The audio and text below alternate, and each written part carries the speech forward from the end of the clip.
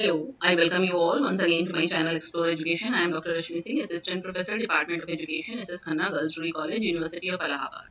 In this time, I am going to discuss with you your BA syllabus education, in which I will this time concentrate upon BA Part 2. Okay. So, चूंकि examination are near तो आप लोग परेशान हैं कि कैसे question paper आएगा। Problem ये है बीए पार्ट 2 के साथ, ये तो बीए पार्ट 1 कि उनका जो सिलेबस है उस पर बेस्ड उनके पास कोई प्रीवियस ईयर का क्वेश्चन पेपर नहीं है, क्योंकि ये एनईपी इनेबल्ड सिलेबस जब आया तो आप ही पहला साल है, पहला बैच है जो इस सिलेबस से संबद्ध क्वेश्चन पेपर को अटेम्प्ट करेंगे। तो आपके पास दो पेपर हैं इस बार, एजुकेशनल फिलोसफी एंड सोशियोलॉजी पहला पेपर, और दूसरा पेपर है एजुकेशनल साइकोलॉजी। निश्चित रूप से दोनों पेपर में मैं पहले सेकेंड पेपर डिस्कस कर लेती हूँ आपसे, एजुकेशनल साइकोलॉजी, ठीक है ना। तो ये पेपर आपका पेपर 2 है और निश्चित रूप से ये लेंदी है, क्योंकि कई बच्चे ये चाहते हैं कि उनको इम्पोर्टेंट बता दिया जाए। गेस करना मुश्किल है, गेस करना इसलिए मुश्किल है क्योंकि इसके संदर्भ में कोई आपके पास पहले से क्वेश्चन पेपर उपलब्ध नहीं है कि आप 2 4 5 साल के 10 साल के क्वेश्चन पेपर देखिए, एक ट्रेंड पता चल जाता है कि इस तरीके के क्वेश्चन पूछे जा रहे हैं। तो इसलिए आपको ज्यादा ध्यान देना था साल की शुरुआत में ही कि हमारे पास कोई बेस नहीं है, इसलिए हर टॉपिक को उसी के साथ साथ तैयार करते हुए चलना था। खैर, अब समय जा चुका है, अब आपके पास विशेष समय नहीं है, तो आप फिर भी मैं एक क्विक रिव्यू और रिकैप करती हूँ इस सिलेबस का, और हो सकता है कि आपके लिए कुछ ये बेनिफिशियल साबित हो एग्जामिनेशन में। तो देखिए, इस आपको इतना तो पता ही चल गया है अभी तक कि हर यूनिट से सवाल पूछा जाता है, इसलिए आप ये नहीं कर सकते कि 4 5 यूनिट है तो मैं एक यूनिट नहीं पढ़ के जाऊंगा या जाऊंगी, नहीं हो सकता ये। हर यूनिट से सवाल आएगा, हर यूनिट से शॉर्ट भी आएगा और हर यूनिट से लॉन्ग भी आएगा, क्योंकि हम लोग भी जब क्वेश्चन पेपर बनाते हैं तो इसी तरह से बनाते हैं भाई, आप किसी भी यूनिट को छोड़ नहीं सकते। अब जैसे यूनिट 1 ले, तो जितनी आपकी भारी भारी यूनिट है उनके संदर्भ में तो यूनिट 1 सबसे ईजी है। क्यों? क्योंकि educational psychology, nature, scope and methods, इसका मतलब एक प्रश्न इससे बनना चाहिए कि शैक्षिक मनोविज्ञान की प्रकृति या विषय क्षेत्र क्या है, यही बन जाए शॉर्ट आंसर। लॉन्ग ये बन सकता है कि लॉन्ग में आपके पास चॉइस होती है कि शैक्षिक मनोविज्ञान की विधियों का वर्णन कीजिए, या मैंने आपको पहले भी बताया है शैक्षिक मनोविज्ञान की विधियां बहुत सारी हैं, जैसे ऑब्जर्वेशन है, इंट्रोस्पेक्शन है, केस स्टडी है ना, और एक्सपेरिमेंटल मेथड। तो एक्सपेरिमेंटल मेथड चूंकि एक बड़ा मेथड है, साइंटिफिक मेथड है, मोस्ट पॉपुलर मेथड है साइकोलॉजी का, इसलिए उस पर आधारित एक अलग से सवाल भी आ सकता है कि एक describe experimental method of educational psychology in detail, मैंने आपसे क्लास में भी डिस्कस किया है। तो इसका मतलब ये तो आप याद कर ही लीजिए, पहला पॉइंट तो आपका तैयार होना ही चाहिए, इस पर आपको कोई ना कोई सवाल इस यूनिट से जरूर मिलेगा। शैक्षिक मनोविज्ञान की प्रकृति क्या है, उसका विषय क्षेत्र क्या है, और कौन सी विधियां हैं जो शैक्षिक मनोविज्ञान में प्रयुक्त की जाती हैं। अब दूसरा पॉइंट है ग्रोथ एंड डेवलपमेंट, ये भी आसान है। अब चूंकि 3 पॉइंट है तो 2 पॉइंट हमारे आसान है, तीसरा थोड़ा मुश्किल पड़ सकता है क्योंकि आपके लिए नया है। तो दूसरा पॉइंट भाई, वृद्धि और विकास, हमने पहले भी पढ़ा है, पहले भी थोड़ा बहुत जानते हैं कि वृद्धि क्या है भाई, क्वांटिटेटिव होती है, आप नाप सकते हैं, सामने से दिखती है, एक निश्चित समय के बाद रुकती है। और डेवलपमेंट क्या है, क्वालिटेटिव है, आपको बाहर से ऑब्जर्वेबल नहीं है, सतत चलेगा, जीवन भर चलेगा। ये सारे ग्रोथ एंड डेवलपमेंट के का अंतर है, कंसेप्ट है। इश्यूज मैंने आप पिछली बार आपके कोर्स में नहीं था, मैंने अलग से issues in the growth and development आपसे डिस्कस किया है अपने एक वीडियो में, उसको सुन लीजिए। प्रिंसिपल्स, प्रिंसिपल्स क्या है, कभी कभी यही शॉर्ट नोट्स पूछ लेता है कि जो पिछले साल का सिलेबस था, क्योंकि उसका भी ये हिस्सा है कि डिस्कस प्रिंसिपल्स ऑफ डेवलपमेंट।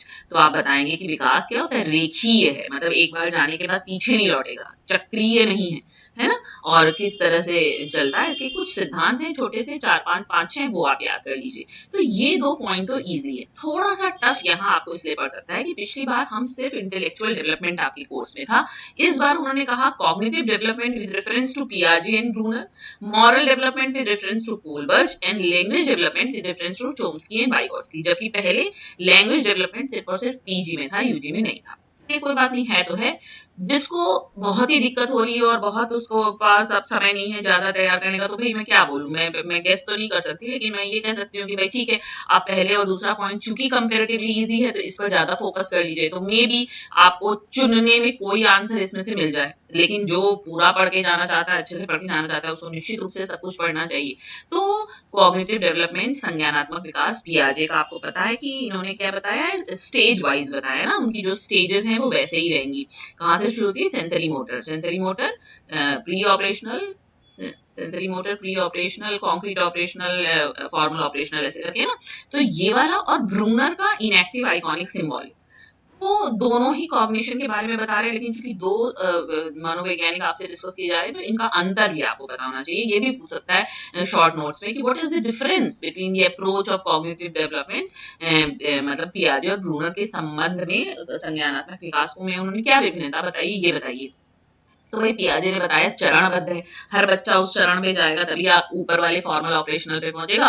पर ब्रूनर कह रहा है सब एक साथ चल सकता है, हम ऐसे कोई कंपार्टमेंटल नहीं है, कंपार्टमेंट नहीं है कॉग्निशन में कि एक बार के बाद एक। वो कह रहा है इनएक्टिव, आइकॉनिक, सिंबॉलिक जो तीन स्टेजेस है वो सब साइमल्टेनियसली एक साथ चलती है, या एक समय में हम तीनों स्टेजेस में रह सकते हैं। ठीक है, तो ये बहुत छोटा, भाई अब एक एक को मैं पूरा तो नहीं डिस्कस कर सकती यहाँ पे। तो ये मॉरल डेवलपमेंट की सिर्फ कोलबर्ज की ही थ्योरी है मॉरल डेवलपमेंट में। कोलबर्ज क्या कहते हैं, कोलबर्ज के ने तीन हमको बताए हैं, कंसेप्चुअल, प्री कंसेप्चुअल, कंसेप्चुअल और पोस्ट कंसेप्चुअल लेवल, है ना। तो उसमें आपको याद करना पड़ेगा हर लेवल में दो दो है। और शुरुआत कहाँ से होती है मॉरल डेवलपमेंट की, कि हम इसलिए मॉरलिटी शो करते हैं कि हमें भय होता है कि हमें पनिशमेंट मिल जाएगा, और पनिशमेंट, फियर ऑफ पनिशमेंट से पहला स्टेज शुरू होकर जो लास्ट का लास्ट स्टेज है वो जाता है जब हम यूनिवर्सली एक्सेप्ट करने लगते हैं कि मॉरलिटी होनी चाहिए, हमारे पर कोई दबाव ना हो, हम किसी प्रेशर में ये काम ना करें, सोशल कॉज को देखें, सोशल वेलबींग देखें, ये सब है। तो ये तो आपको याद करना पड़ेगा इसमें। I can not help you any more at this point. Language development क्या है, चोम्स्की और वाइगॉट्स्की का है। तो सबकी कम से कम, अगर ज्यादा समय नहीं है तो भाई कम से कम क्रूशियल पॉइंट देख लें, एकदम कैरेक्टरिस्टिक समझ लें। तो चोम्स्की क्या कहते हैं, चोम्स्की कहते हैं कि सबके पास यूनिवर्सल एक ग्रामर की बात करते हैं, कि दिमाग में एक हिस्सा है जो लैंग्वेज को कवर करता है, इसीलिए अगर आप दुनिया की एक लैंग्वेज सीखते हैं तो दूसरी सीखने में भी आपको आसानी होती है। जबकि वाइगॉट्स्की का कहना ये नहीं, वाइगॉट्स्की का क्या कहना है, इससे समझिए कि वो आपका सोशियो कल्चरल उसकी बात करते हैं ना, सोशल कंस्ट्रक्टिविज्म के प्रणेता हैं वाइगॉट्स्की। भाई ऐसे कर लीजिए अगर आप इतना याद कर सकने का आपके पास समय है। अदरवाइज ये दो पॉइंट तो बहुत अच्छे से तैयार कर लीजिए, तो मे बी आपको लॉन्ग आंसर और शॉर्ट दोनों इसमें से मिल जाए, और इसका लॉन्ग हो तो छोड़ दीजिएगा भाई, मैं और इससे ज्यादा आपकी मदद नहीं कर सकती अगर आपके पास समय नहीं है। अदरवाइज मेरा तो हमेशा से यही कहना है कि पहले पॉइंट से लेके आखिरी पॉइंट तक हमको सब कुछ तैयार होना चाहिए बहुत ही अच्छे से। इसमें से भी जो याद हो जा रहा है वो तो याद ही कर लो, पियाजे, ब्रूनर, कोलबर्ज, कोलबर्ज का एक ही है ना। अब आपके ऊपर है ये। फिर आपका दूसरा यूनिट है, ये भी पिछली बार की यूनिट से मिलता जुलता है, थोड़ा ही इसमें अंतर इन्होंने किया है, कि individual differences and it's educational implications. ये तो बहुत सरल है, ये तो आप बिना पढ़े भी लिख सकते हैं कि भाई वैयक्तिक विभिन्नता, हर बच्चा जो क्लास में है एक दूसरे से विभिन्न है, उसकी पर्सनैलिटी अलग है, उसका इंटरेस्ट लेवल अलग है, उसका IQ अलग है, उसका सोशियो इकोनॉमिक बैकग्राउंड अलग है, सब अलग है। तो शैक्षिक निहितार्थ क्या है, कि टीचर को ये पता हो कि इसके क्लास में लर्निंग स्टाइल अलग है, भी हम लोग कल लर्निंग स्टाइल की बात कर रहे थे, कि हर बच्चा अलग है, तो हम उस हिसाब से इंक्लूसिव करते हुए क्लास में पढ़ाएं, किसी एक खास वर्ग, जाति, भाषा, माध्यम से ना पढ़ाएं। मेन इसका जिस्ट यही है। अब इंटेलिजेंस, नेचर और नर्चर दो इसके मतलब एक तरीके से क्या, कौन गवर्न कर रहा है इंटेलिजेंस को, नेचर कर रहा है कि नर्चर कर रहा है। और इंटेलिजेंस इन इंडियन ट्रेडिशन ये नया कंसेप्ट है, ये पहले आपके कोर्स में नहीं था। इस पे भी वीडियो बना चुकी हूँ, इस पे भी बना चुकी हूँ। नेचर और नर्चर क्या कह रहा है, कि हमारी प्रकृति, प्रकृति का मतलब हम जो लेकर पैदा हुए हैं, जो इनेट है, जो जेनेटिक है, वो माता पिता से जो हमें मिला है, वो गवर्न कर रहा है इंटेलिजेंस को। कि नर्चर यानी कि हमें कैसा एनवायरनमेंट मिला है, हमारा खान पान कैसा है, हमारा परिवार कैसा है, हमको सपोर्ट कैसा मिलता है, हम कैसे स्कूल में पढ़ते हैं, ये प्रभावित कर रहा है इंटेलिजेंस को। तो पहले जो साइकोलॉजिस्ट हुए वो एक पोलर ग्रुप की बात करते थे, मतलब कुछ लोग कहते थे सिर्फ नेचर जरूरी है, कुछ कहते थे नहीं नर्चर ज्यादा जरूरी है। अब इसका एक होलिस्टिक व्यू पॉइंट लेके चला जाता है कि नहीं, नेचर और नर्चर दोनों ही अपना रोल प्ले करते हैं इंटेलिजेंस हमारी डिफाइन करने में। और इंटेलिजेंस इन इंडियन ट्रेडिशन आप देख लीजिए, हमेशा से ही हमारे यहाँ इमोशनल इंटेलिजेंस की बात थी, है ना, सारी बातें थी इमोशनल इंटेलिजेंस का कंसेप्ट, जबकि वेस्टर्न कल्चर में बहुत लेट आया। तो हम लोग एकेडमिक इंटेलिजेंस की तो सिर्फ बात करते ही नहीं थे, हमारा तो हमेशा से सारा कंसेप्ट होलिस्टिक है। तो ये इंटेलिजेंस इन इंडियन ट्रेडिशन हो गया। अब थेरीज ऑफ इंटेलिजेंस में तो सब कुछ वैसे ही जैसा पिछली बार था, बस एक IQ इन्होंने अलग से जोड़ दिया है। IQ के IQ is equal to mental age upon chronological age into 100 मानसिक आयु बटा वास्तविक आयु गुणे 100। हो सकता है एक शॉर्ट नोट्स आपको इसी में मिल जाए कि discuss short naught upon on intelligence quotient, तो उसको आप हल कर सकते हैं।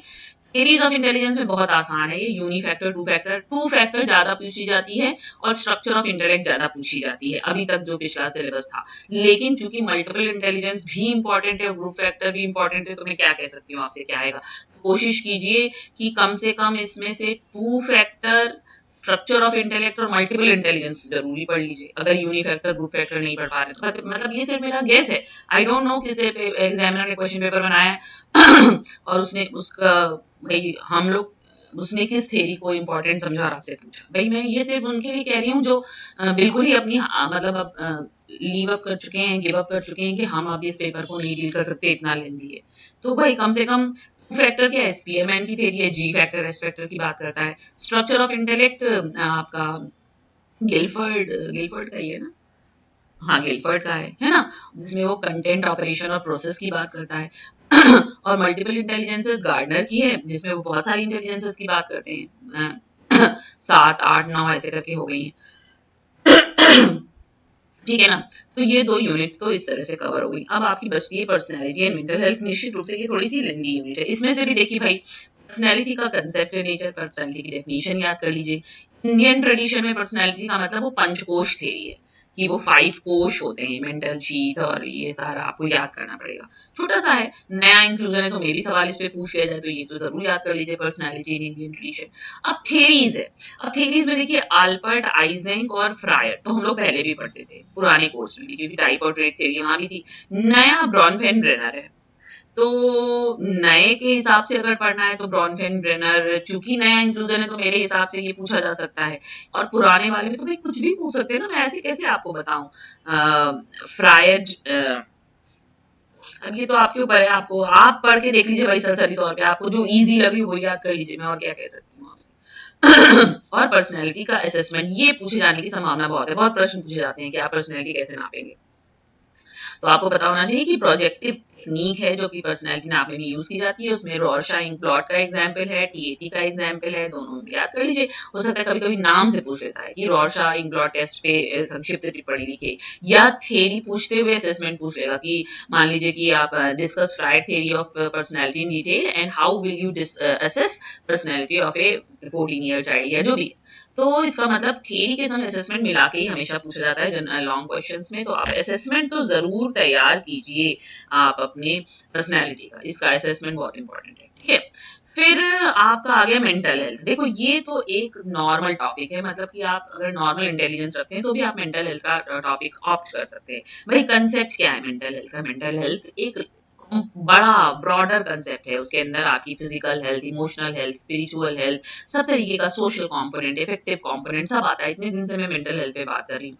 प्रिंसिपल्स पूछा जा सकता है कि what are the principles of mental health, या प्रॉब्लम्स पूछ सकते हैं कि कौन कौन सी प्रॉब्लम होती है, तो बहुत शाइजोफ्रेनिया है, डिप्रेशन है, एंजाइटी है, ये सब मेंटल हेल्थ की प्रॉब्लम है। डिस्क मैं कर चुकी हूँ आपसे अलग एक वीडियो इस पे। कल ही मैंने फैक्टर्स इन्फ्लुएंसिंग मेंटल हेल्थ पे बनाया कि कौन से कारक हैं जो हमारे मानसिक स्वास्थ्य को प्रभावित करते हैं। हमारा जैविक कारक, हमें जेनेटिक्स में कुछ मिला है, हमारे दिमाग में, ब्रेन में कोई दिक्कत आ गई है, या साइकोलॉजिकल फैक्टर, या सोशल फैक्टर, या कल्चरल फैक्टर, या जो लाइफस्टाइल का फैक्टर, इतने सारे फैक्टर्स हैं।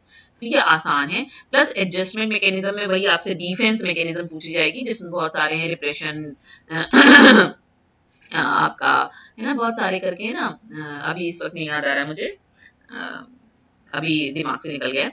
तो डिफेंस मैकेनिज्म वाला जो वीडियो है वही एडजस्टमेंट मैकेनिज्म में मिलेगा। रिप्रेशन, रिग्रेशन, है ना, ये वाली जो टर्मिनोलॉजी इसमें आती है। ठीक, तो ये 3 यूनिट हुई आपकी। अब आ रहा है आपका लर्निंग। देखिए लर्निंग में भी बहुत सारी थियरीज है।